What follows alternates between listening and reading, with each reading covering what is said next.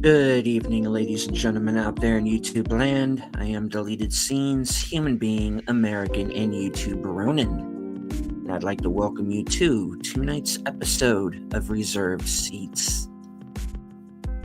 First off, I'd like to thank everyone currently joining us on X. I can't see you, but I know that you're there.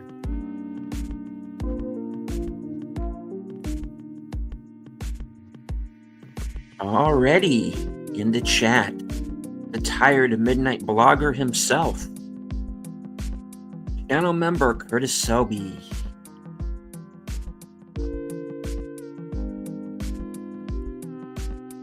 Pit Snipe Husker, friend of the channel. She of the smoldering avatar, Netters Network. Host of Thursday Things, co-host of Friday Night Last Call. And a panelist on my fellow panelist on live from Sparkwood and 21. We talk good someday. Faithful Blue Wrench, channel member, the Bird Woman of YouTube. Watch out for her second channel, Left Check Productions. It's Connie Clary.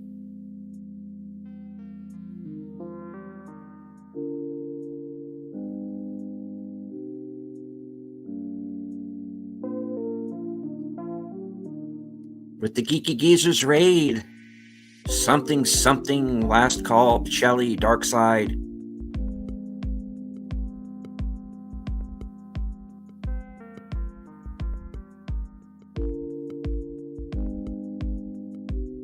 Channel member, JPRPH1. Our man from the future, Sashi. Qapla'. To our resident Klingon, Mark Mounikoff.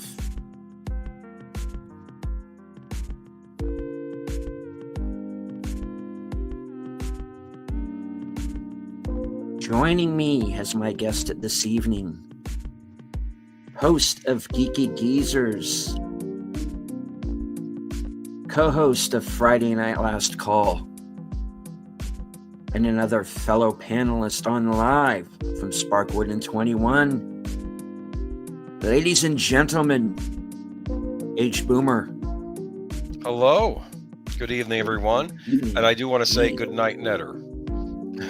Because I didn't say that. I usually say good night to her before I leave. I got cut off, but yeah. Oh, yeah. How you doing? That's well happened. Doing pretty well. How about yourself? Fine. Can't complain. Right on.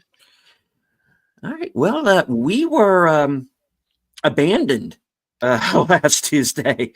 We were do a stream by ourselves.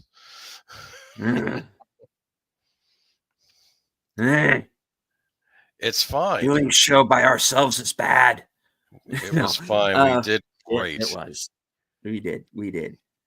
And so we are back together again this evening. For those of you who are new to the channel, and hello to the new subscribers this week. I recently hit the 5K subscriber mark. So there will be a 5K subscriber show coming up. Just to fill everybody in on the history of this program, it rose from the ashes of a show I used to do called The Other Side of Midnight. But I decided to kind of revamp things, make it a little bit more of a one-on-one type program. So here we are. And yes, Mark Mounikoff says, you guys did fine. Troy was right with trolls. Pit Snipe Husker with a question for you, Boomer. Yes. I really need to identify that mower. 400 series? Sure. Fair enough. It's green, and it's a John Deere. That's about all I know. Right. So for the people who may not know, why don't you give us a little origin story of you and your channel, your YouTube origin story? Well, Troy used to be involved with another kind of a weekly show, and then that kind of fell to the wayside, and he wanted to know if I wanted to come on and do one with him, and hence Geeky Geezers was originally called Study Hall, but then it turned to Geeky Geezers. That was a Netter's idea for that name, because I guess we're into geeky things, and we're not young men anymore like we used to be. It slips away from you guys. Trust me, it happens sooner than you think. Mhm. And yeah, and we just started talking about weekly pop culture news, mainly because we were kind of upset at all the nonsense happening to our favorite franchises out there, particularly at the start of this decade, but even before that happened. Yeah, but it's been 5 years into the 2020s, and I don't know. Are there any bright spots on the horizon? I don't know. Yeah, where are we? Where Because are we? I don't know.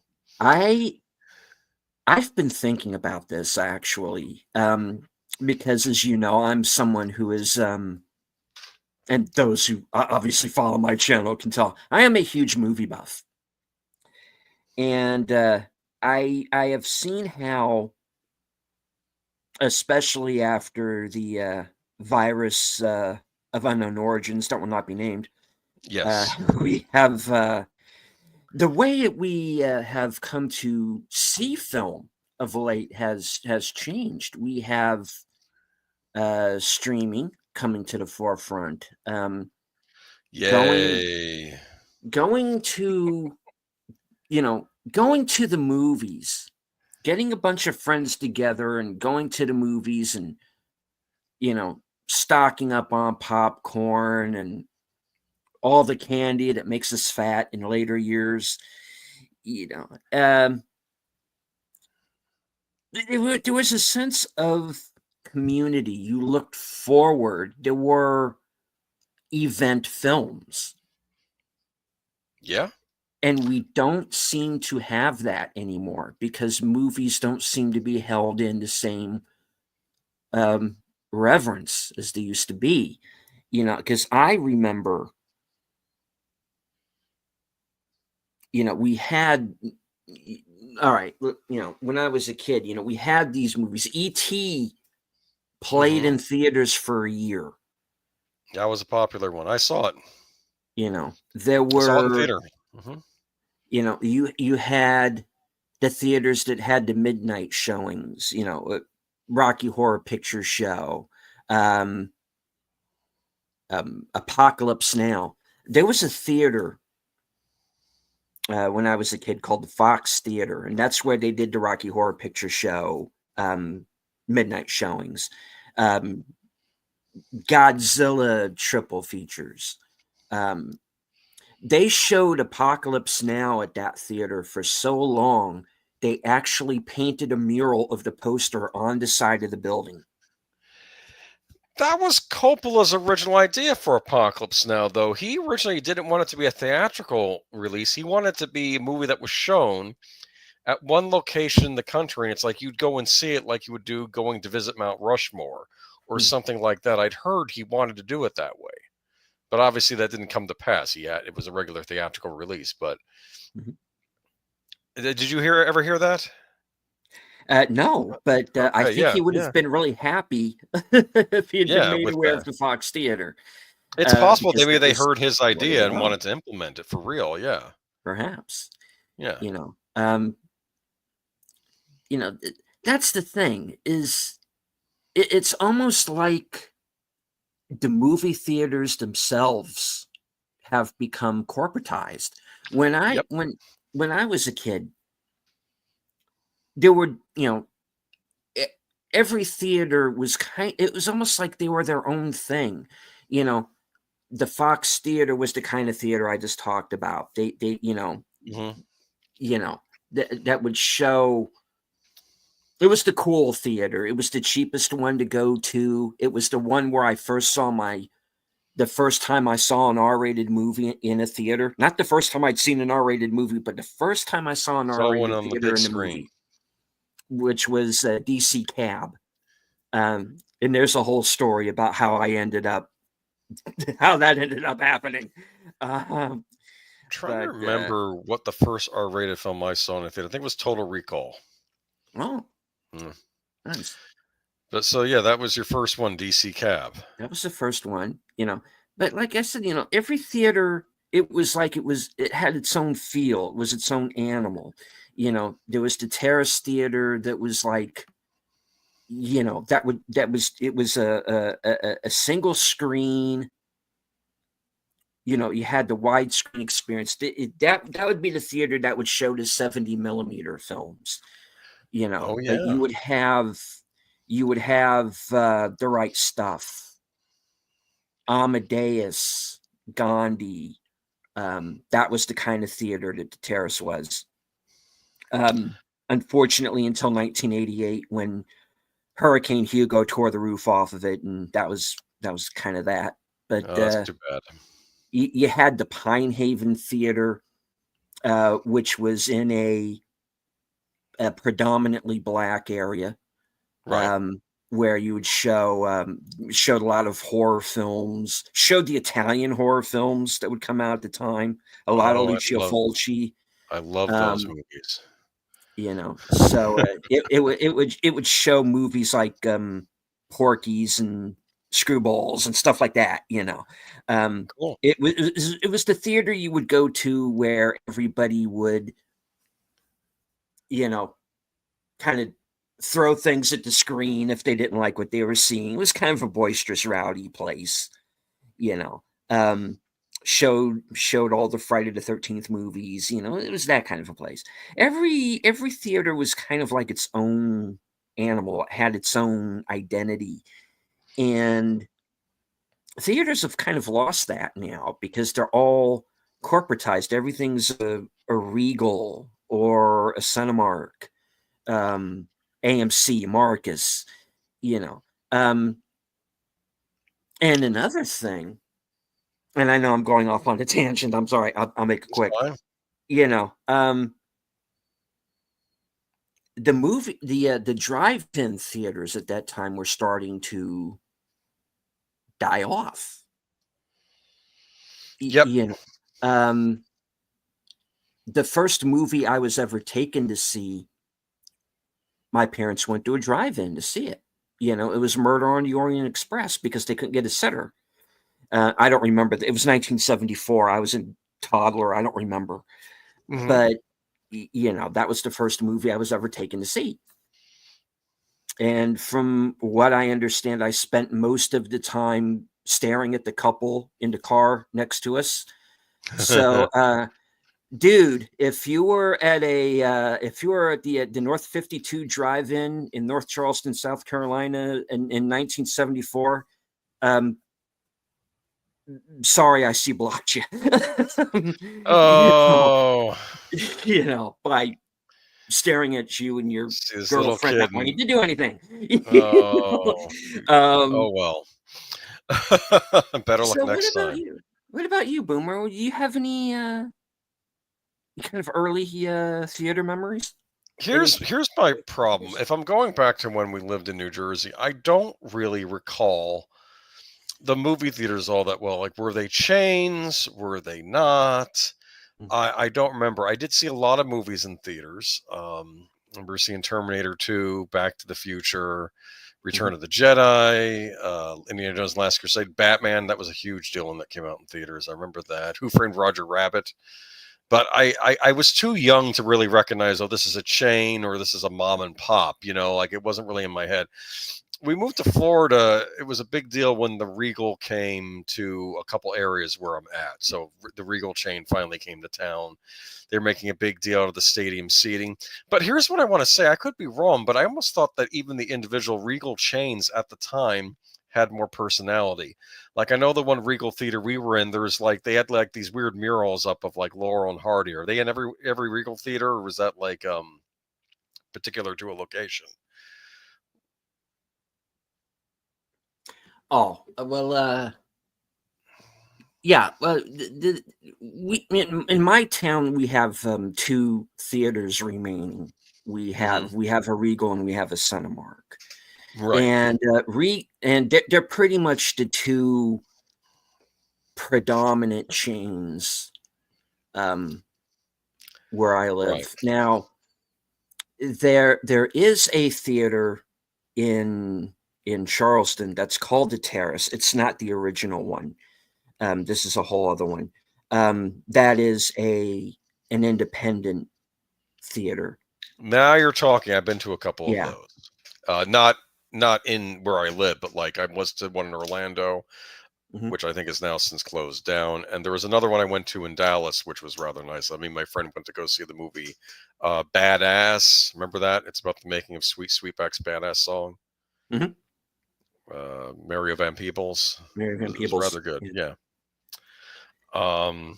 And the one in Orlando, I don't remember the name of it, but I had seen The Straight Story, David Lynch movie, and Princess Mononoke from Hayao Miyazaki in that theater back in the late '90s. I remember that. Mm. But unfortunately, yeah, Now, I just don't get access to a lot of these in my life. I've not gotten access to a ton of these smaller or more specialized theaters. I'd love to, but they just don't have them where I live. Really, yeah, it's too bad. yeah, you have to travel to them Yeah. oftentimes, and I don't always have the wherewithal in order to do that. I went to the new Terrace one time, and I kind of got in trouble because my then girlfriend, she kind of made the mistake of letting me pick the movie. Yeah. And I was very curious about The Lighthouse, so that's what we went to go see. Oh And boy. she was not happy at the end. What does she want to see? I don't know. She didn't say. Yeah, I would have gone to see Some J-Lo romantic comedy or anything. something? I mean, come on. The Lighthouse was weird, I'll admit that. It was, yeah. Did you tell She her it's got that guy in those Twilight movies you like so much? He's in this. You well, know? she wasn't big on the Twilight movies, to be honest. But you know, she was pretty much down with anything that I wanted to see, which, like I said, could at times be something of a mixed bag. But yeah, I actually got in a little bit of trouble over that one. She was like, when it was over, we were walking out. She was like, "That is the stupidest movie you have ever taken me to." I'm like, sorry. Hey, you know what? Hmm. The Lighthouse, I'm mixed on it because William Defoe's performance in it is one of his best. I don't know if he He's got great. a best. Did he get a best actor nod for that? Because he should have. Uh, I I I don't think he did. Of I course don't he didn't. remember. Why should he? Yeah. I mean, it's just here. I don't know how he pulled that off. It's the what is it? Late 1800s, turn of the century. Mhm. New England sea captain. All the mannerisms. It's just. I don't know how he did it. I know that film was actually shot on film. It was tried to look, or at least look like a film that was shot in that era. I know Mhm. that's what he was trying to do. Eggers. I remember when I saw it, I was a little annoyed because we're in a theater and I noticed a tear in the screen, Mm. like left side, and I'm like, "What the heck? I'm not paying money so I can see a little splotch while I watch a movie." But when the movie starts, it's not on the part of the tear screen because it was like a full frame ratio movie. So Right. I'm like, You're "Oh, right. okay." Yeah. This is So, another thing that saved you on does that one. bug me. This is another thing that does bug me about Regal now, though, and they didn't used to be this way. In the old days, if you were to see a scope movie like the wider widescreen movies, they would kind of raise the curtains up on the bottom and on the Mhm. top to kind of cover the blank part of the screen to make it look all like that's the actual size of the screen. Now they just leave the curtains there and they just show it and they don't bother raising them or lowering them anymore. I mean, they don't lower it obviously for the 1:8:5 ratio, but they don't bother adjusting the curtains, and that kind of bugs me. It strikes me as laziness, especially for what you're charging for tickets now. But I don't know if that's the same in your area. Maybe that's just my particular Regal theater.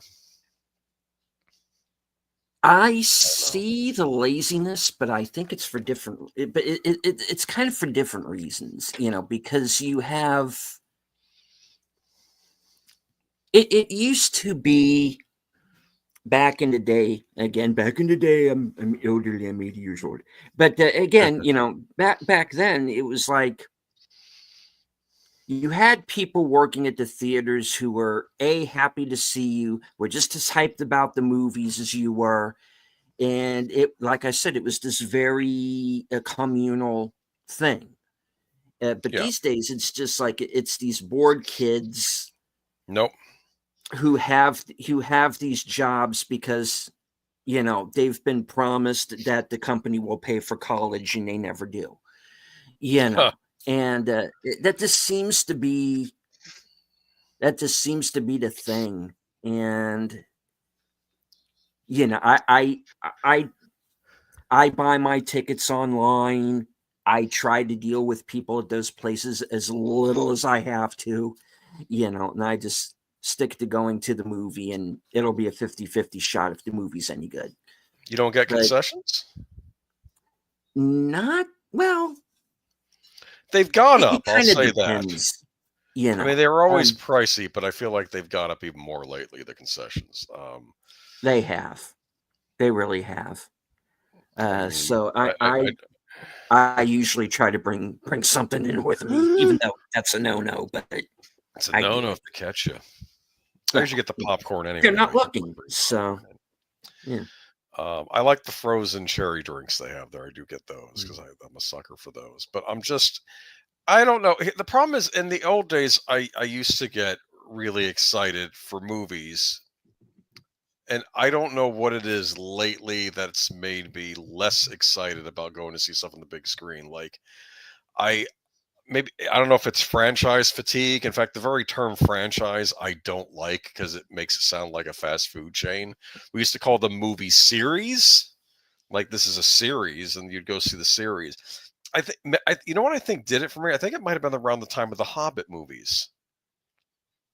I think those were a massive disappointment for me. And coming off of Lord of the Rings, which were like the big highlights of each year they came out, and going straight into the Hobbit because I was a big fan of that book, and just thinking, wow, this is interesting, but I'd rather be at home watching the latest Game of Thrones episode. That's what I was thinking when I was watching those Hobbit movies. I don't know. Yeah, I didn't. I'm trying to remember if I even watched those in theaters. It wasn't worth it. They were actually better on home video. I did. Yeah, because those were the big event movies coming out around the holiday time. Like, I remember people think going to the theater in the summer, but going to the theater around Christmas time, holiday time, that was always a big thing too. I remember going to see, that's when the James Bond movies would come out. They'd come out around holiday times, during the Brosnan era. And that's another thing. I think the Bond movies were my favorite movie series, and I think they kind of went downhill. I was very happy when I saw Mission Impossible Ghost Protocol, because I think that was a Christmas release. And I was like, well, we don't have a new Bond movie, but I have the next best thing. So I remember thinking that at the time. Am I coming through okay? Oh yeah, you are. Okay. Good. I don't want to ignore the chat. Darkwoods actually brings up something here. Small businesses were the hardest hit during the COVID shutdown. Like everything shuttered. Whole property developments just shut down midway. Yeah. Well, the way that the Independent Theater, the Terrace, kept open is the owner knew that, okay, I can't let people inside the building. So what I'll do is I'll convert the parking lot into a drive-in.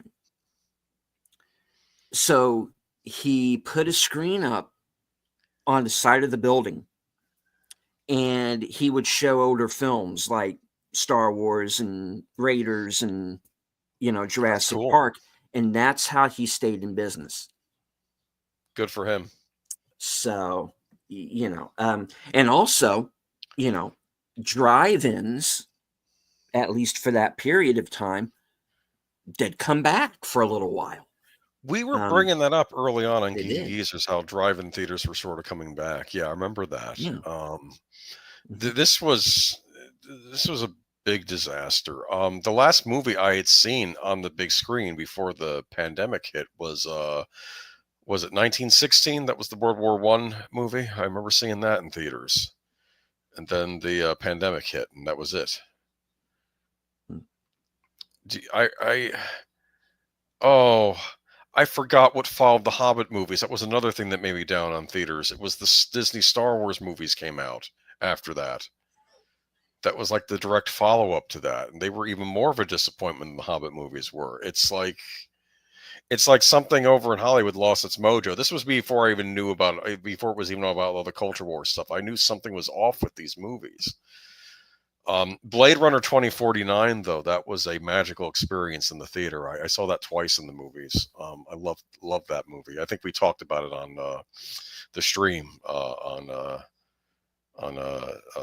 I think it was Netter's Network. Did she do Blade Runner 2049 rewatch? I think she did. Yeah. I was obsessed with that movie. That was like the last great movie I saw in a movie theater was Blade Runner 2049. In fact, I don't know how old is that movie now. I was just. That was 2019. No, that was 2017. It was 2017. Yeah, because Last Jedi came out in 2017. And I recalled at the time saying I'd seen the best sequel to a movie I'd ever seen that year and the worst sequel to a movie I'd ever seen that year. And this was before I even got caught up in all this other stuff online. But I just saw Last Jedi. I was like, this was like going to the dentist. I did not like that movie at all. And I don't know. I'm just trying to think of other recent theater going experiences I've had. I don't know. I used to be big on going to the movies. It used to be a bigger deal. I saw The Cooler on the big screen. I drove up to another city to see The Cooler. Remember with William H. Macy when that came out? Mm-hmm. Yeah, that was good because I'm a sucker for anything in casinos. I don't know. I used to make it a point to try and see all the Bond movies on the big screen after I started with the Pierce Brosnans. I think I skipped No Time to Die because I knew it was going to be a disaster. I think that's what it is. I think between all the strikes, I don't even want to go as far to say it's all about them inserting messages in the movies because that's not the only thing that's gone wrong. I think a lot of the problem in the DC universe wasn't necessarily that was just Zack Snyder. It was just Zack Snyder, and then they brought in Whedon, and nothing got fixed with that. I didn't notice anything that was that had any overt. I think Birds of Prey there was, which I didn't. Maybe I didn't see that one though, so I don't know. Either. Yeah. But I don't know. I saw Justice League on the big screen, and just no. I saw Man of Steel on the big screen. I remember Man of Steel was out at the same time as Iron Man 3, and I'd already seen Iron Man 3, and a friend was in town. He says, oh, let's go see a movie. You want to see Man of Steel, Iron Man 3? Well, I've seen Iron Man 3, but I can watch it again. Never do that. If you'd rather watch the movie again, say, let's go see Iron Man 3. I haven't seen. Lie. Because I would have rather seen Iron Man 3 again than seen Man of Steel, because I knew there was going to be something off about Man of Steel. And just, I'm just trying to think, though. I don't know. Yeah, like I said, it's. I feel like I've lost a feel for going to a movie. But you go to the movies all the time. I do, but it doesn't feel the same. I feel like I'm going more out of obligation than actually wanting to go. It's just nothing.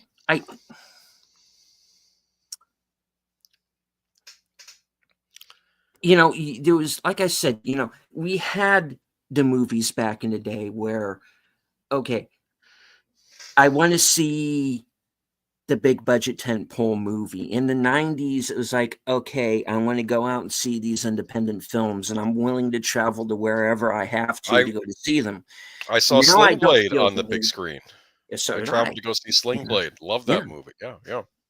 you Mhm. know, and I don't feel that kind of need to run out and see a movie.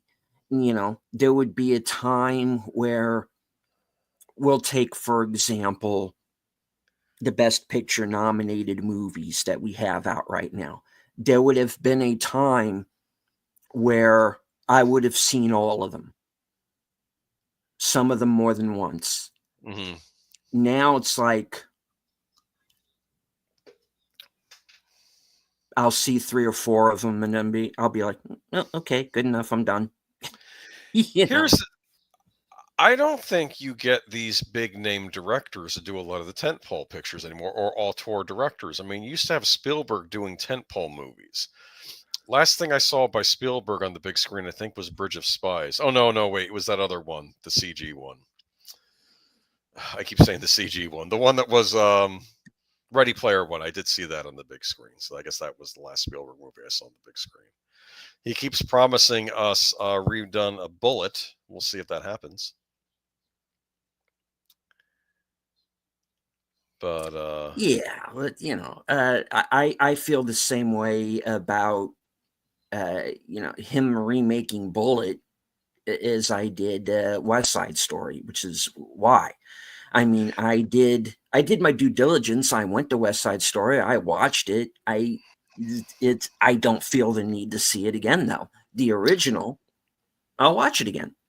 he said it's not going to be a remake. It's going to be another movie featuring that character. Hmm. So I don't know. Believe it or not, I'm not the biggest fan of the original anyway, because I feel that Dirty Harry came along and just did what Bullet did, but a lot better. So Hmm. I don't, I'm just, the only thing people recommend about that is the car chase, but I've seen car chases in other movies, I guess. And I don't know. Hmm. I don't know if Spielberg can do anything with this. I don't know who the next big ones are. They kept propping J.J. Abrams up as the next Spielberg, and that was a disaster. That was not the case. Um, I don't know.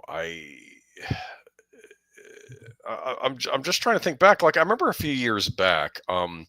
I had to get out of the house like every night of the week. I just had to get out. I'm not going to get into reasons why, but I Mhm. decided what's the thing to do when you don't know where to go? You go to a movie theater. So I think I did 5 movies that week on either 2 in a day or different nights. And I remember seeing various films. I saw Crimson Peak, which I thought would be my favorite movie that week. It wasn't. I didn't care for that at all. But I know a lot of people love Crimson Peak. It's a love it or hate it movie. Guillermo del Toro, his attempt at doing Mhm. like a gothic movie. I also saw Sicario on the big screen that week because it was like finally leaving, and I really enjoyed that one. Saw The Martian.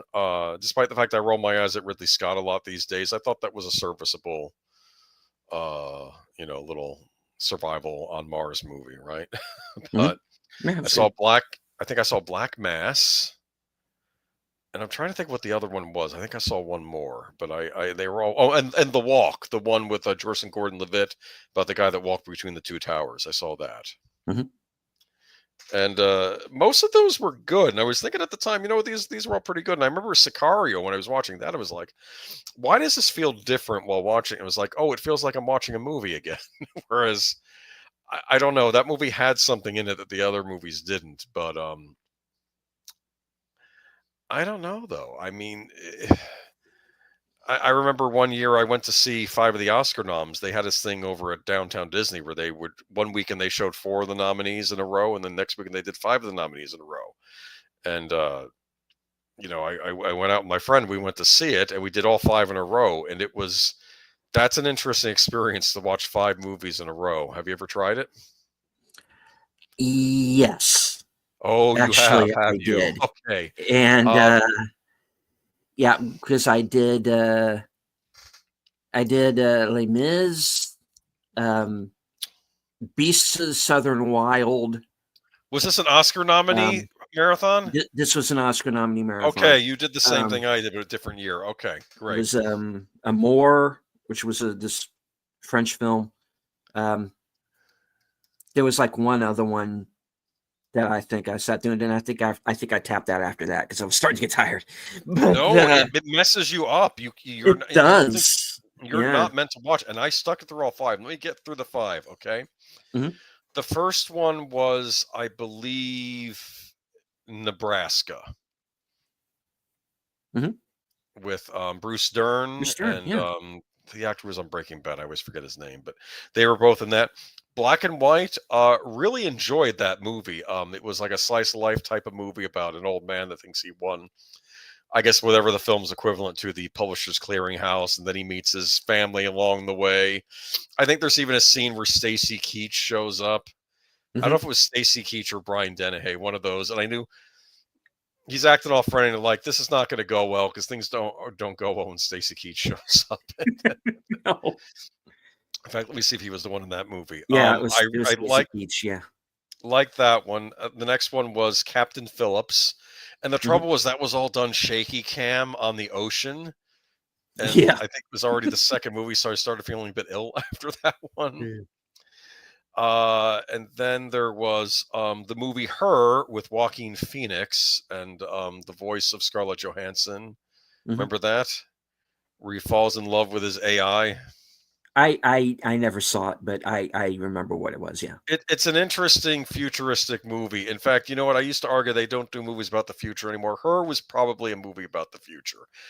It's not as glorious as something like Blade Runner or 2001, but it was probably accurate to the future because basically in the future everyone's just I couldn't stand the future people in that movie. I argued if I lived in that future, I'd become a super villain because the people people have gotten so bad they have to hire people to write letters for them, with the writing and everything. I mean, it's just a messed up movie. But he falls in love with his AI. That's what happens. Um, Mm.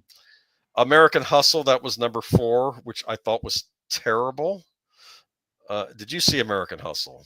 I did. Did you like it? It's okay if you did. Maybe it was just my mood at the I time. I I did. What was your issue with it? I think it was all over the place. I just thought it was all over the place. I remember at the time Jennifer Mm. Lawrence was in it. Mhm. I don't remember. I think De Niro shows up at some point. I think I forgot what bothered me. Yeah. Maybe because of that point I was tired of watching movies. And guess what movie number 5 was in 3D? Gravity with Sandra Bullock and George Clooney. Oh, yeah. I wasn't as harsh on that movie as my friend was. He's like, "This is dumb," and it's like I said, "Yeah, it said like her daughter died because she fell on something in the playground and just died." It's like they didn't even explain like what her motivation was. But I don't know. I remember Captain Phillips. I felt bad for the pirates in that movie because I figured, well, they're probably just robbing the ship because they're starving to death. That's what I thought at the time. The Somali pirates. Yeah. That was kind of the thing. Was I mean, yes.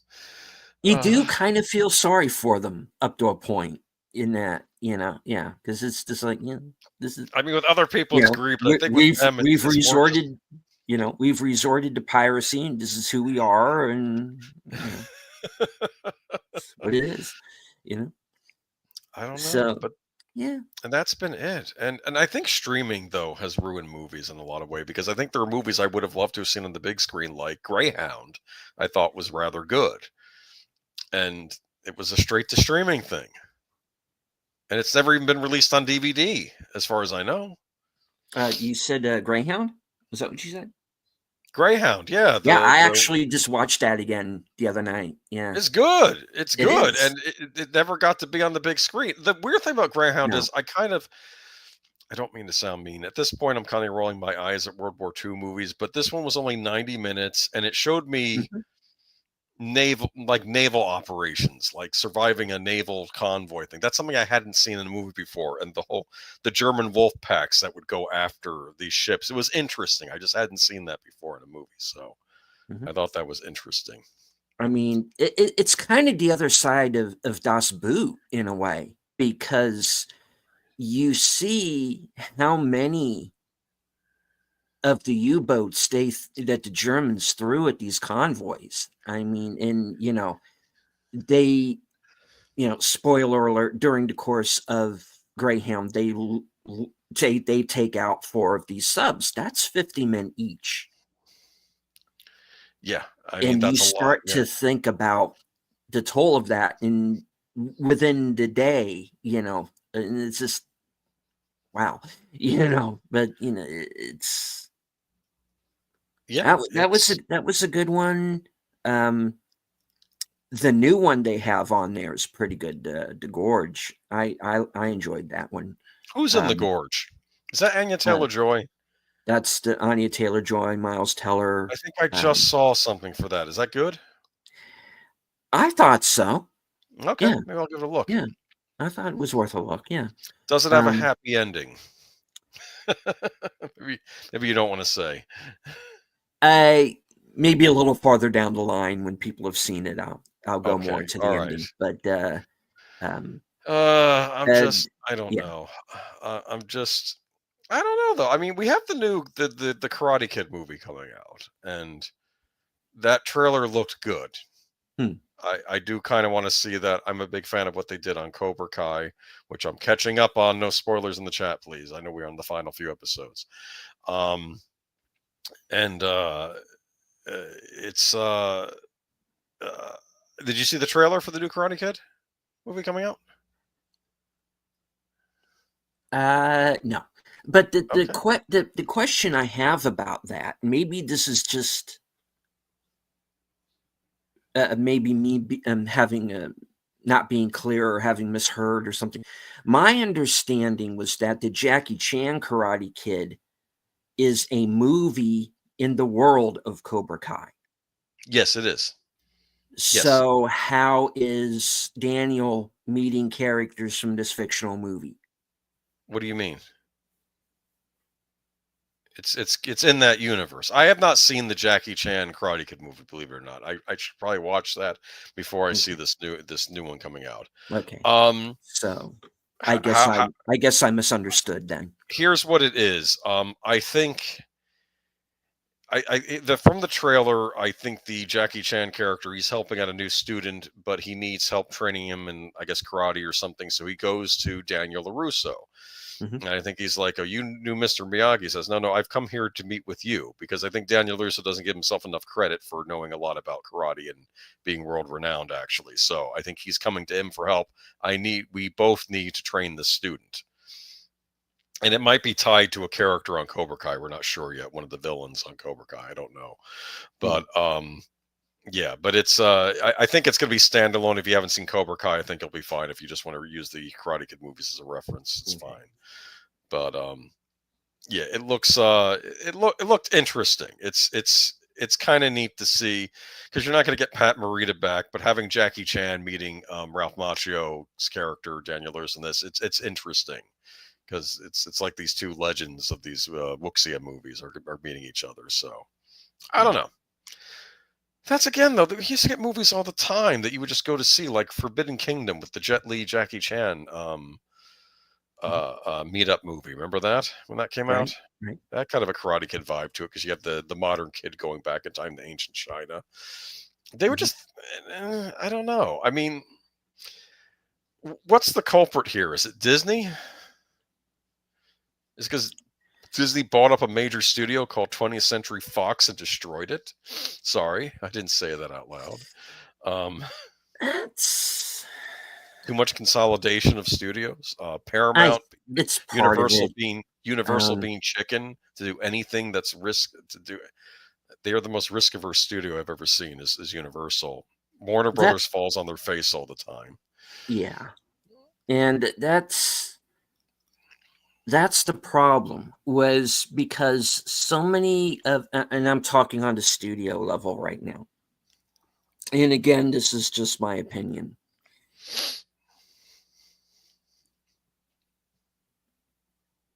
The studios went in two different directions. They either doubled down on the message or they went so safe that there was no room for them to move.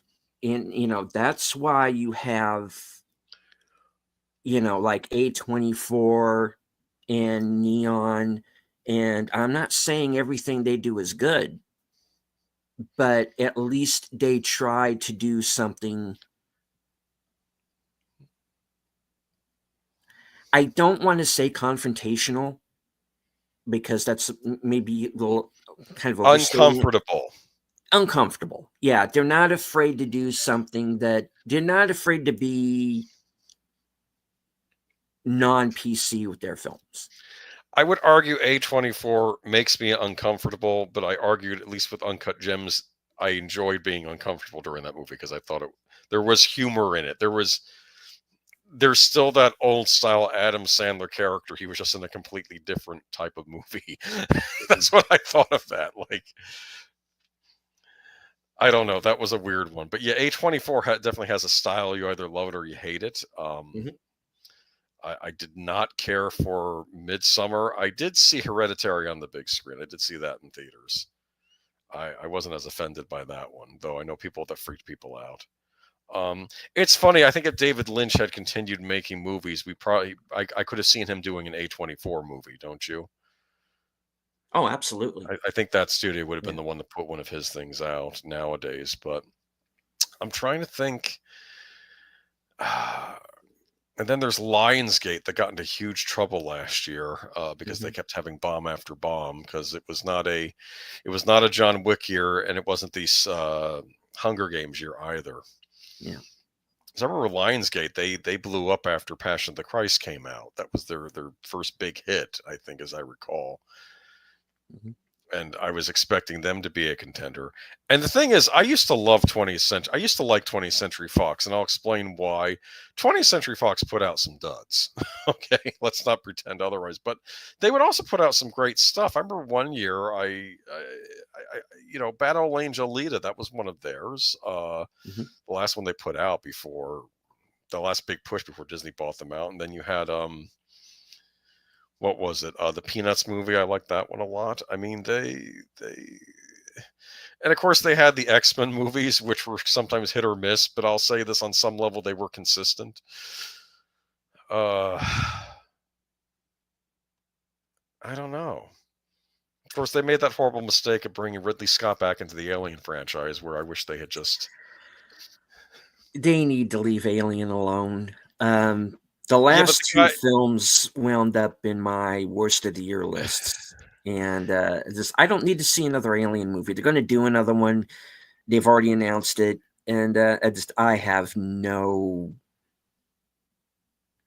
Do you know what kills me about the last two Alien movies? There are actually some great performances by the actors they had playing the androids. Like, you had Michael Fassbender, who's really good.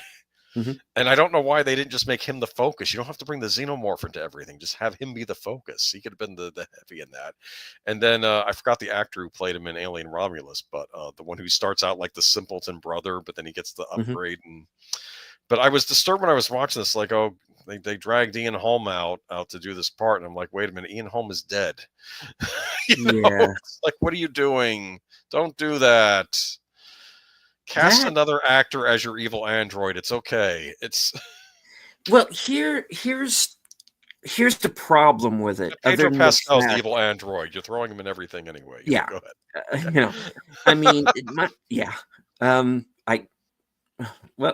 He was one of the best things about Gladiator too. I'll give him that. No, I don't have a problem with Pedro Pascal. He is one of my favorite parts on the Game of Thrones series. He played an interesting character on that. Yeah, go ahead. Yeah. Good actor. I wish he just can it with the political stuff sometimes, I wish most of them would can it with the political stuff and focus on making movies. I mean, they were always political to a point, but they've just gone worse in recent years. I mean, some of the issues the issue that I had with the Ian Holm, deep fake, I guess. Number one, I'm starting to find the deep fake stuff kind of creepy. Because it's like, okay, maybe you have permission from his estate to do it, but would he have read this and done the film? I don't know. Because the problem with having having him be the android in Romulus is it makes the characters from the original movie look stupid. Because if there's a bunch of Ian Holmes running around, you'd think one of them would have run into one at some point. The whole point in the first movie was he was passing for human. Now, remember, Ripley didn't completely trust him because they just took the last guy off and put this guy on. I don't know who he is. But the point is he was supposed to pass for human. So then have another android that looks just like him on another ship, it doesn't make much sense to me. No. Do you understand? It's yeah. So that was kind of issue number one that I had with it, and then the fact that we find out the xenomorph from the original film survived long enough for these people to catch it. So okay, rob Ripley of her first victory. They like doing that. They like doing that. They like making heroic victories, and they like undermining. That's a thing with movies now. I don't know why they do that. Like Star Wars is one of the worst examples of that recently, but they do that all the time. If they can figure out a way to, that might be a Disney thing too. I don't know. Yeah. And then just and I kind of make fun of the kid, but they had the Cockney character who's like, what? Subtitles, please. I don't. They were talking. Did you watch the Red Letter Media review of that? Because they were saying, "Well, thought in the war." They actually loved that, but they said they couldn't understand what they were saying either because it's that. But I mean, it's fine though. I mean, it fit the mood of the universe because this is obvious. I mean, I would argue there were some good ideas in that movie and they could have just made it a neat little standalone alien movie that like you don't have to tie it back to the engineers and all this other BS that nobody likes. That killed it for me when they pulled out the black goo, and I'm like, no, don't. There we go. Can't let that go. Can't let that gem go. One of the things I always appreciated about Denis Villeneuve when Ridley Scott showed up on the Blade Runner 2049 said, he's like, nope, leave, out. He didn't want him there while making that movie. He kicked him out. Well, he had to because, he was starting up the whole Deckard as a replicant thing again with Harrison Ford. And Ford being Ford threatened to walk off the damn movie. Is that what happened? No, Ford has basically said they've asked him. He says, no, he's not. That's what he said. Well, the plot of the second movie suggests he's obviously he would have to be human for that to work. But I felt like it didn't answer either way. I said the guy was trying to figure it out. How was this possible? Were you one of them? Were you one of he was trying to figure the villain of the movie, Jared Leto. He was trying to figure it out. We don't get a definitive answer even in the sequel, which I think is fine. But what was cool and what nobody seems to remember because no one reads anymore is there was a section in the original book, Do Androids Dream of Electric Sheep, that suggests that Deckard might be a replicant. Well, or an Andy, because they don't call them replicants in the book. Have you read the book? I started it. I need to get back to it. It's on my bucket list. I've read one Philip K. Dick book, and that was Scanner Darkly. I did read that one. But there's a point in the book where Deckard is arrested, and he is taken to this police station that he's never seen before, didn't know about. And they start interrogating him, and they tell him, well, you're an Andy, you've had your memory wiped, and he comes to find out that everybody inside this police station is an android, and that they just randomly arrest people off the street and mess with them, and there's this whole there's this whole action sequence where he basically he shoots his way out of the place, and I'll read this. Yeah. And actually ends up taking out one of the guys that he was sent to look for, one of baddies. And He was hiding among them, I take it. It is, yeah. And so there's a whole, that kind of starts to hold back and forth in the book where he starts to even wonder, hey, wait a minute. Am I? It's not definitively answered in the book, then, I take it. No. Yeah. But it puts that thought in his mind, and in the end, he's still processing that at the end of things. Yeah. But yeah, so I mean, all the people who complain about Deckard being a replicant or not, and I'm not going to go into it because you that's like the third rail of YouTube. Is Deckard a replicant or not? Oh shit, to go to the next 3 hours, Well, I'm waiting for this Amazon series to come out where they're going to mention every episode that Decker's a replicant because Ridley Scott's a producer, so he's going to make sure they insert that in every episode. Yeah. Remember that Blade Runner named Deckard who was really a replicant, and they'll bring it up every episode just to get Denis Villeneuve angry. I'm kidding. I don't know. They might. Who knows? I can't believe they're doing an Amazon series. Yeah, I know. I don't want another crappy Amazon series ruining something I like. Just leave it alone. Leave Blade Runner alone. It's done. Let's move on. Hello to Game Pro. Good to see you. Daniel's Hot Topics. And, of course, our resident Klingon, Mark Mountainkoff. So, do you have any movie posters? I'm curious. Do you collect movie posters at all? I have a few, but they're like really, they're kind of random, I have a Scarface poster that I bought from a guy because he was getting rid of it. And I have the poster for The Possession of Hannah Grace. What the heck is that one? And I saw it in the theaters kind of on a lark. This is back when I was still reviewing movies on Stardust. Huh. And one thing that I would do back then was every once in a while I would just go to the theater, go to a 7:00 showing, and just watch whatever that show is.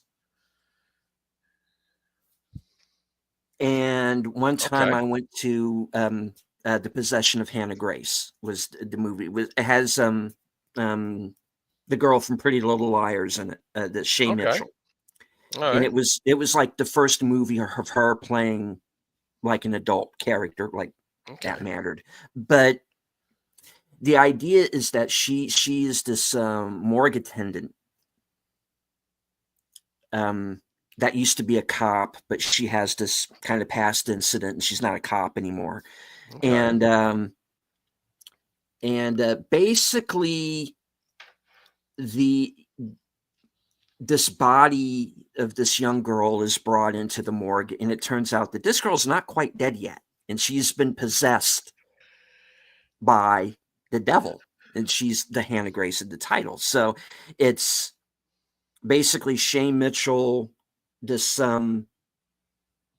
ambulance driver, and the possessed girl's father having to, in the morgue, exorcise the spirit out of this girl. And it's okay, but I wound up getting, I kind of wound up with the poster for that. Maybe I'll show it off sometime. It's upstairs. But yeah, I did have a few posters. I had more of them back when I was a kid, but the ones I have from when I was a kid, I don't have any of those anymore because when I moved, I kind of had to leave those behind. But they do a lot of like prints now of older movies. Have you seen this? They're like exclusive prints to whatever the store is. Have you been noticing that at all? Mhm. Like there's this one company called Mad Duck Posters, and they'll put out like just these weird random, like they'll have an Excalibur print you can buy, or like a, Mhm. Dirty Harry print, or Mask of the Red Death with Vincent Price. They like Oh, nice. or Hitchcock movies, and they're kind of Yeah. neat. I mean, they're not cheap. They're like sometimes $60 to $75 each, but they're very professional grade. And I've been looking at them. There are other companies out there too that do this. I found one company that's doing some for Blade Runner 2049 too, but they're Mhm. like original prints. They're not like the movie poster. They're like new art. So I don't know. It's always an option. But I remember I have a Gutter Garb Suspiria print that I bought years ago, which was based off of the trailer with the weird skeleton lady in the trailer. So Mhm. Yeah. I don't know. I have some original posters though. I have the original poster for Lucio Fulci's The Beyond. Back when Grindhouse did the re-release of it. Oh, yeah. The Tarantino company. Yeah, Rolling Thunder put that out. And I also have the re-release poster for Heavy Metal when that got a theatrical release in the late '90s. I kind of like putting the two together. They look good side by side for some reason because they both came out the same year in the '80s and they both got released the same year in the '90s. So I don't know, it was kind of interesting. I Hello had an to opportunity. I had an opportunity as a kid to get a Revenge of the Jedi poster, and I didn't.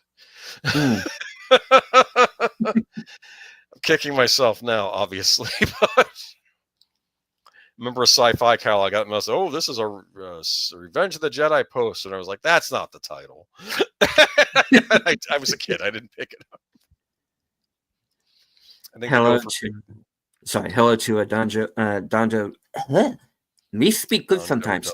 Dojo. John Doe Juggalo and Mark Melnikoff with the quick question: how about lobby cards? I managed to get one from Star Trek 3.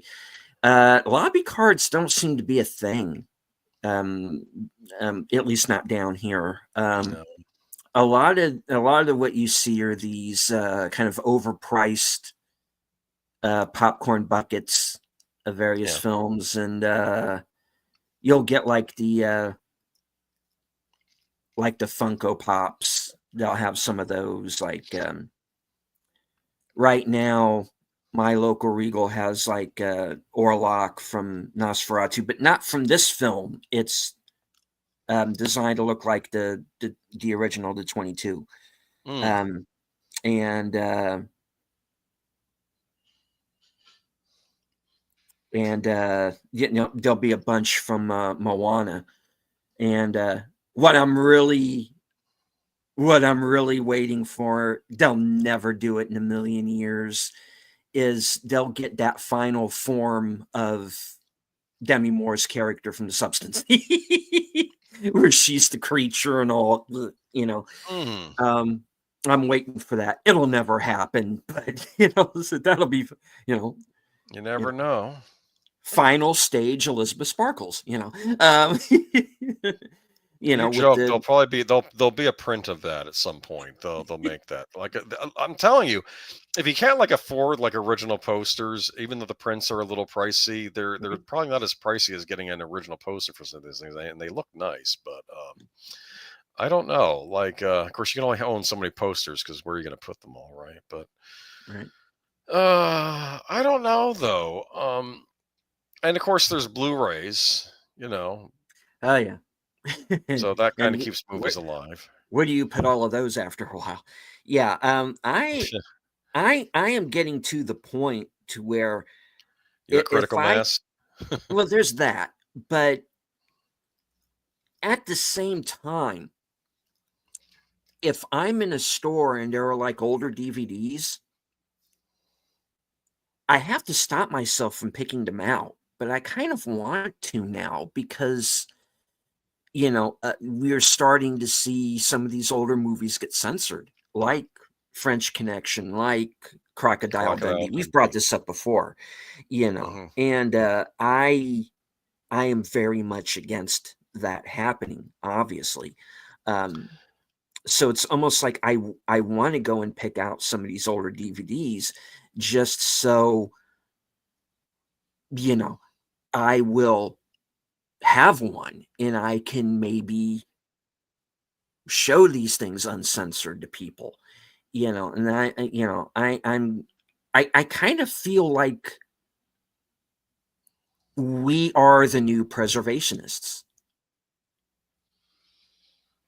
Well, in the You history of know, libraries, a lot of books were preserved by private collectors, not necessarily other organizations. Until mhm. I mean, it's sort of where we're at. I don't get it. I don't get why there's no one in Hollywood trying to preserve these movies. And I know that in the past there were. You'd have famous directors, and they would talk about film preservation. But I don't know about the new guard, because in the old days you would never thought of having something like Crocodile Dundee, or The French Connection was a Best Picture winner. Mhm. I mean, forget about that. That got accolades, and no one seemed to care that Disney chopped it up.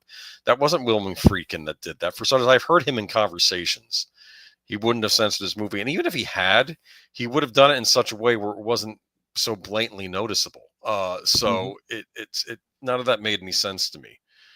So, and we still never got an answer on that. No, but I mean, what made me angry about French Connection was they waited until he was on his deathbed to do that so that he couldn't counteract it. Yeah, yeah, That's what that made must have me been it. angry. I wonder how long it was censored until people noticed too. I mean, maybe not that long, because I guess somebody at some point noticed it. But Mm. But I yeah, don't I get it. mean, I don't either. It's like, you know, this is part of what I'm talking about. Is this I don't feel the same reverence for it. I'm not feeling it from present day Hollywood. It's like they all just forgot what it used to be like. And I kind of blame social media a lot for that because Mm, now it's almost like the mask is off now. And we're seeing some of these people for who they really are. And these are not nice people. These well, are, we've had bad yeah. people in Hollywood in the past. I mean, I was Well, never a big fan of Brett you know, Ratner. I thought he was not a good director. Um, and I think he ended up getting Me Too'd. I don't know if he, of course, now I, of I'm course, I'm sure he did. but But, yeah, that's look, and I said it earlier tonight. Hollywood has always been left. Always. But they knew enough to keep their mouth shut. That's the way my dad used to put it because I asked him one time because he just vehemently hated Jane Fonda. And I was a kid and I didn't get why. So I asked, and so he goes through the whole thing of she went to Hanoi and all this and entertained the right. enemy, and I get it. But it's like, her father seemed like a decent enough guy. And my dad was like, "No, he was a communist too. He just knew to shut up about it." And That that was what, was, Henry Fonda, yeah, right? Henry Fonda. Yeah. He was in 12 Angry Men, as I recall, right? Mhm. Yes. So yeah, it's like, yeah, he would watch her dad, but he wouldn't watch her, you know. And I don't think Peter Fonda. I don't think he gave a damn about him either way, really. But although honestly, I did meet Peter Fonda once. True You story. did? I did. Really? Um, yeah. How was he? Uh, He seems laid back. he did. Yeah. Um, he did. Um, Again, I didn't agree with all of his politics either, but he was polite enough to me when I You met him. cannot agree with But someone's politics. You just don't have to see the other person as the enemy. That's the thing. yeah, and You can have a civil conversation with yeah, people. you could. This was like '97 when I met him, so you could have Yeah, you could have a civil conversation with people. And I think that's the thing that really upsets me the most. And it's not just Hollywood, it's kind of everywhere. It's Yeah. kind of like nobody agrees to disagree anymore. Everything has to be a thing. I'll give you an example. Now, at work, I Hmm. deal with a number of different people. Right. Those who are on one side of a political aisle or another, you know, young, old, straight, gay, we got it all. Right. And now there are those that were very much disagreed with how this past election turned out. Uh You huh. know, to which I respond with, I had to sit through 4 years of your guy and I didn't say a word, so calm down. Now, there was a thing that was like, look, okay, this is the way it went. And you know what? Let's just not talk about Okay. Yeah, you don't have to it. talk. Yeah. And all of the people who want to go and bring it up are the people who we were told to be quiet around. And I'm like, you know, I don't want to bring it up because I know it's going to be a whole thing. But it's like, and I brought it up once, and I thought we agreed not to talk about politics. I'm not talking about politics, but this Trump. Okay, I have to shut up, but you're the one who's gonna. I'm sorry, weren't you the one yesterday crying in your car? Whatever, and it's just, it seems like what happened to agree to disagree? Where did that go? Why is there the need to have this vehement hate from one side or another? And I'm at a point to where I will go on the air and I'll start naming certain people that I think are to blame for this. And it is Washington, it is the mainstream news media, and I'm sorry, but it's also Hollywood, because they they cannot go longer than 5 minutes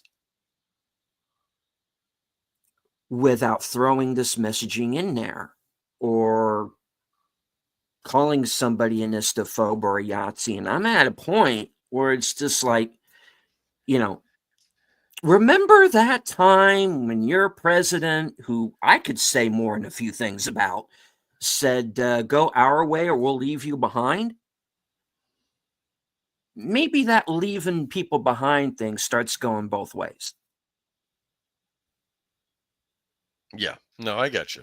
And I'm at that point now where it's just like, you know, I'm moving on because I got more important things to worry about. Yeah. No, I Like get you. Yeah. where, millions upon billions of dollars of our money went into the things it shouldn't have. Um, we have men and women who have fought for this country who are sleeping out in the cold right now, and Yep. we are giving money to house illegals in New York. 59 million fucking dollars. Excuse my French. It's a But lot I of want money. that money back and given to our people who need it. Yeah. I mean, And if that makes me a bad guy, then so be it. well, I all I can say is that they've been. I don't know. I think this is only the beginning. Okay, with Mhm. they're ranting on everything, because I think I think you're going to see a lot more changes coming. So Yeah. yeah, but I don't know. Oh, Yeah. but I'm Keep trying hope to alive. think. Well, I say though the Karate Kid Legends, I'm keeping hopeful on. Okay, Oh yeah. I looks like a mean, movie. Sony's we putting it out. They can be hit or miss, but I think this might be good. We got some There's good one stuff movie. coming up. I mean, we had Top Gun Um, Maverick a few years ago. That was decent. I that was mean, good. I yeah. liked Oppenheimer. The Mm. first half of Dune was good. Um, there There was was that. um, there was an independent western called Old Henry with Tim Blake Nelson that is Liked it. excellent, Yeah. and a lot of people slept on it, and that is a great movie. He's in the Um, new Captain America movie, from what I hear. uh, yeah, sadly, yes. um, uh, deserves better. Um, let's see. What was what was another one that was really good? Uh, do you I see The like Old Way with the Nick old Cage? way. I did. I was a little disappointed with It's that one. okay. Yeah. Yeah. Um, uh, I like Sound of Metal from a few years back Hmm. with Riz Ahmed. That was a good movie. Um, I actually just got the Criterion 4K. I need to sit down and watch that. But Cool. yeah. So there have been good movies in the last few years, but they're kind of few and far between. But there's still enough there to keep me interested. I wish we had like 3 or 4 Top Gun Maverick level movies a year. Unfortunately, we're kind of not really getting that. But No, we used to.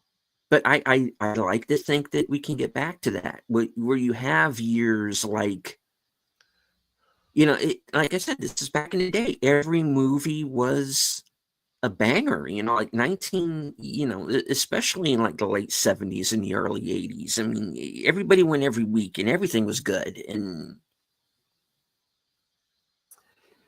Yeah. but it's just, it doesn't feel the same now because, there was a time where I would never have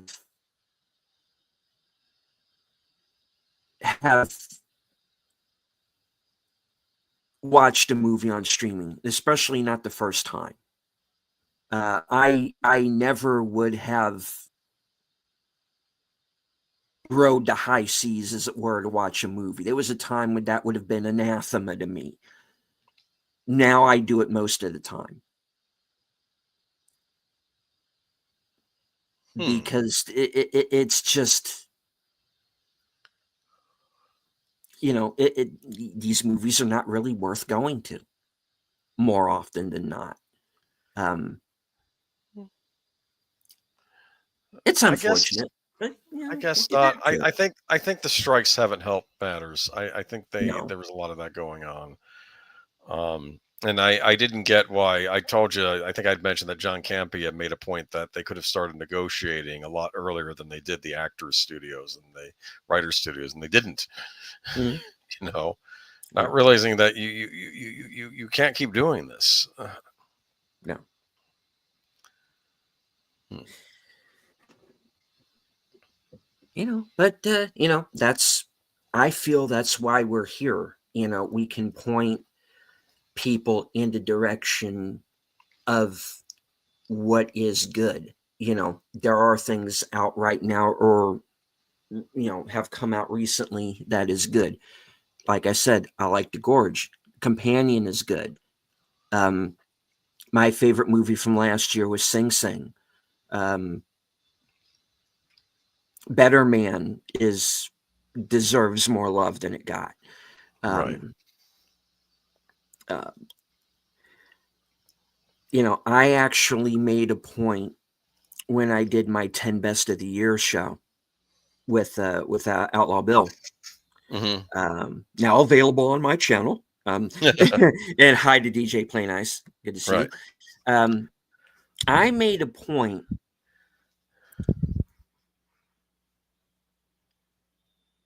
where I basically had at my number 10 every movie I had seen made by a YouTuber because I wanted to make the point of what I say on my channel, be the competition. Right. And you have YouTubers now making films, writing books, comic books, whatever. We have become we have become the alternative to Hollywood, and that's why I backed Transient and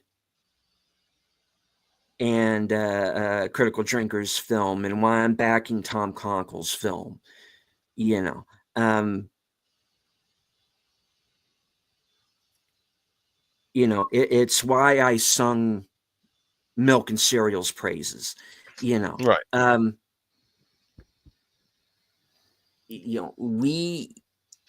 We have become this sort of alternative independent media.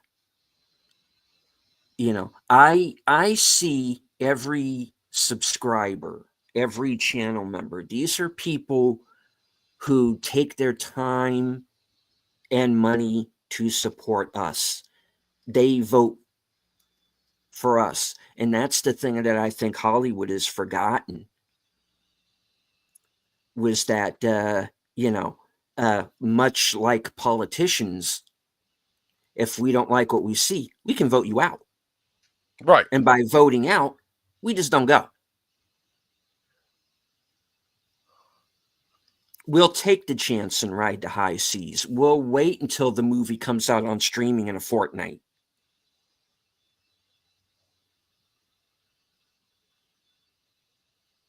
So you better be careful of A, making a good film or making a good TV show,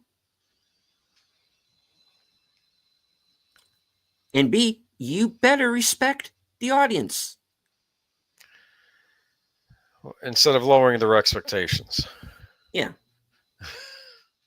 And most of the reviews I'm hearing on Captain America are like, well, if you go in with low expectations, we shouldn't have to go in with low expectations.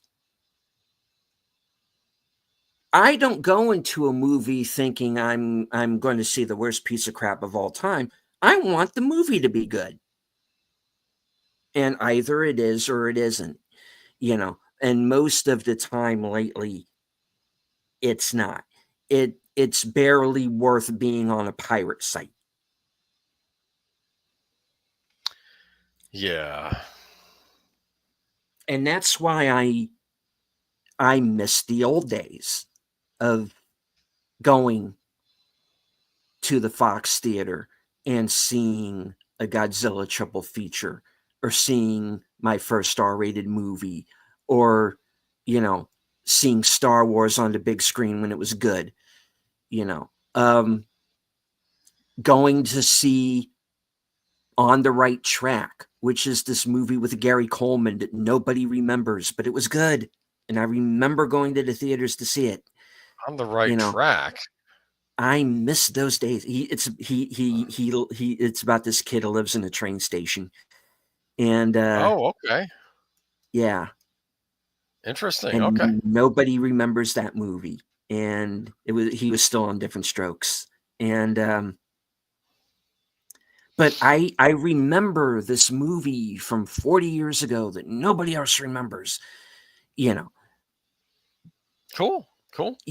And I remember going to see E.T., and I remember walking into a theater in the Pine Haven, and walking into one of the Italian zombie movies by mistake and seeing something I didn't want to see and running out. Really? Was it zombie? A zombie doing something, yeah, and Okay. and then going nope and running out. Okay, not your cup of tea. I got you. But not at that time, no.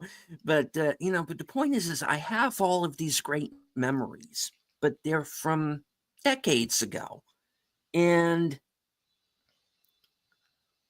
I miss that now, and I wish we could get that back. That's me. Yeah. Well, I guess we'll see how Yeah. 2025 goes. You think it's going to be better or worse than 2024? Well, so far it's been okay. Okay. Um, you know, there's of what few movies I've seen so far. There's only been one that I've really been kind of down on, but I think this is going to be a slightly better year, but we will see. Cool. All right. Well, we'll keep our fingers crossed on that note. Mm-hmm. And hopefully there'll be some magic moments this summer. And I have high hopes for the Thunderbolts. I'm kidding. Who knows? Maybe that'll be the one that sets the MCU right, though. Right? Huh? Yeah, we'll see. You know, Mhm. one can only hope that someone will come along and right the ship, Cool. because All right. we want old school Disney back. Yeah, if that's still possible, sure. Yeah. All right. So, Boomer, what do you have coming up? Nothing tomorrow, but on Tuesday I'll be on your Tuesday night stream, the Sparkwood 21. Mhm. Where we'll talk about all things Twin Peaks and beyond, and then I'll be on Friday with Troy Pacelli for Last Call, where we're going to do our part 2 of talking about what it was to be a Gen Xer. Okay, and I'm bringing back around to next Sunday for another Geeky Geezers, where I'm sure we'll be talking about the either good or bad box office for Captain America Brave New World, which I don't know if there's. I guess we'll find out by the time the weekend's over. What's going on with that? Mhm. All right. And as for me, nothing tomorrow night, but Tuesday, going to be a little busy.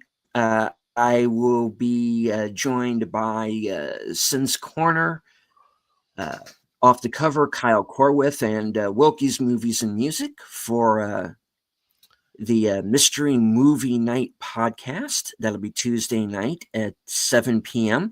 And this is going to be a little bit interesting because everybody else is going to get the mystery movie in their area, but I'm not. So I'm basically going to kind of be in the background, and maybe I'll talk about a couple of movies that I saw over the weekend. But this is going to be an interesting one because I will have not seen the mystery movie. Oh, okay. So that'll be followed by at 8:30, as Boomer said, live from Sparkwood in 21. Topic to be determined. And then, of course, stick around after that. If you're on my channel, you will be redirected to Troy's channel for his Blake 7 rewatch. Let's see. Thursday, I am going to be joining Outlaw Bill for Action Theater, and this week's movie is John Woo's Broken Arrow from 1996. I remember that movie. John Yes, Travolta, John Travolta and Christian Slater, Christian Slater. I remember that. Yes, when that and came out. it's a fun one and very kind of Die Hard-esque film, and that'll be at 3:30 Eastern.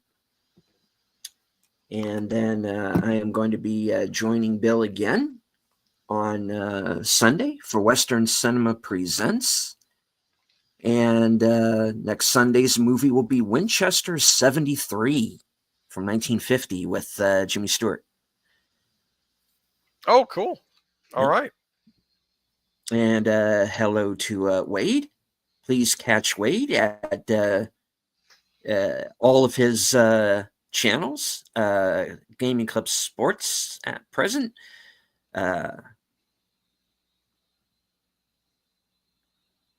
Well, you'll find him. The Yes. guy's got more channels than I have socks. So Cool. Cool. Cool. He'll be easy to find. All right. All right. So that wraps up the show. Boomer, thank you very much for taking the time out to join me this evening. Oh, anytime. Yeah, we'll do this again sometime. Right on. All right. I'd like to thank everybody currently joining us on X. I can't see you, but I know that you're there. And I'd like to thank everybody who joined us on the live chat.